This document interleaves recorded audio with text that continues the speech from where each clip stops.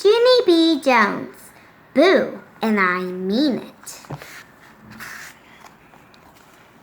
Chapter 2, Candy Corn. That afternoon, I zoomed to my house from the bus stop, and I ran in my front door as fast as lightning. Tattletale! Tatletale spells tattletale, I hollered. After that, I used the word in a sentence. Tattletale. May is a big, fat tattletale. I heard my grandma's voice. Junie, honey, is that you? She called. I'm in Ollie's room. Come back and see us. I circled my hands around my mouth. Okay, I hollered again. Okay, spells okay.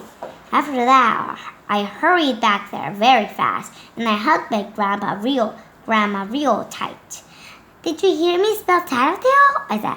I looked that word up in my dictionary at school on account of May tattled on me today. Tattled on me today. Grandma Miller was changing Ollie's clothes. She shook her head at that news. Oh dear, not more trouble with May, she said. Honestly, Junie, you're just going to have to ignore that girl. I crossed my arms. Yeah, how can I even ignore her when she calls me a scaredy cat baby? I said. She told all the children that I am scared of Halloween, Grandma. Only if May knew what I knew about Halloween, she would be scared too. Grandma looked curious at me. What are you talking about? She asked. What is that you know? I swallowed very hard. Then I made my voice quieter. I know 5 scary secrets. That's what I know, I said. Only I'm not even allowed to tell anyone, or else my head will turn into a wart. Chills came on my arms. Polly Ellen Puffer told me that. I whispered even softer. Grandma Miller wrinkled her eyebrows. Polly Ellen Puffer, she said. Wasn't he the boy who told you that a monster lived under your bed? I nodded my head. Yes, yes, that's the exact same Polly Ellen Puffer, I said. He knows lots of scary stuff, Grandma. On account of Polly Ellen Puffer has a brother who is 8th grade, and 8th grade is almost as old as a grown-up. Grandma did a little smile. Then she finished buttoning Ollie's sweater, and she put him on the floor to walk to me. Ollie does not walk that professionally. He titters and totters and wibbles and wobbles. And he fell down on my foot. Then he patted my heel very nice, and he said the word moo. Moo is Ollie's favorite word. He's not the sharpest tool in the barn. Grandma bent down to pick him up. I touched her softy white hair. Bats will laugh that hair, I believe. I wouldn't go out on Halloween if I were you, Grandma, I said. Not with that head of hair. Grandma Miller did a little frown. Then she fluffed her hair very much. Why? What's wrong with my hair? She said. Don't you like it? I zipped my lips shut, 'cause I said too much already, I think. Grandma Miller fluffed some more. Speaking of Halloween, your mother's coming home from work early today. She wants to take you to the store to buy your costume. Just then, more chills came on my arms. I started backing out of Ollie's room very slow. Yeah, only I might not want to buy my costume today, I said. I might want to buy it tomorrow, or the next day, or never possibly. I kept on backing up. Okay, well, I think I'll go Go take a nap now, Grandma. And so when Mother gets home, please tell her not to bother me. I did a salute. Thank you and good night, I said. After that, I turned around and I ran to my room and I quick closed the door. A second later, I opened it a teeny crack. Yeah, only don't forget what I told you, I called.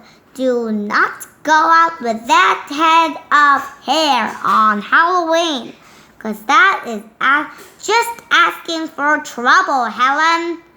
Grandma Miller called back at me. She said, please do not call her Helen.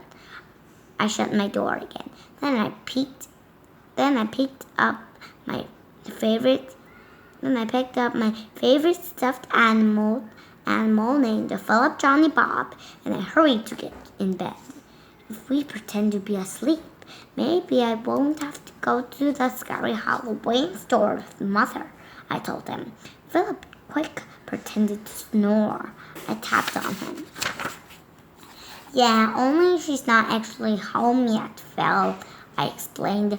Plus, I need to tell you the 5 scary secrets, 'cause I can tell them to real actual people, but you don't count probably, 'cause your ears aren't really real.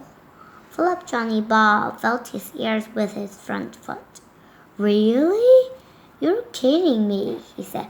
My ears aren't real? Are you sure? Because they really feel real, don't you think? I felt his ear. Yes, Philip, they do feel real, but they're just made out of cloth. Philip Johnny Bob kept feeling his ear, and so finally I had to take his foot away. After that, I made my voice into a whisper, and I told him the 5 scary secrets. First, I whispered the secret about the monsters and witches. The monsters and the witches. Then I whispered the secrets about the pumpkins and the bags and cats. And finally, I whispered the secret about how candy corn isn't actually corn. His mouth came open at that one. No, he said. That can't be true. Candy corn has got to be corn. It has corn right its exact name. Plus it even looks like corn, kind of. And so if it isn't corn, what kind of vegetable is it? I did a shrug. I don't know, Phil. I said. It can't be peas, 'cause peas are roundish and greenish, right? Right, said Philip. And it can't be carrots, 'cause carrots are longish and crunches. We thought some more. Then both of us looked at each other. Maybe Polly Ellen Puffer's brother is wrong about the corn, I said. Yes, he's got to be wrong, said Philip. Candy corn is definitely corn. There's nothing else it could be. I nodded. But the other scary secrets are true, I bet. You can just tell they're true by the sound of them.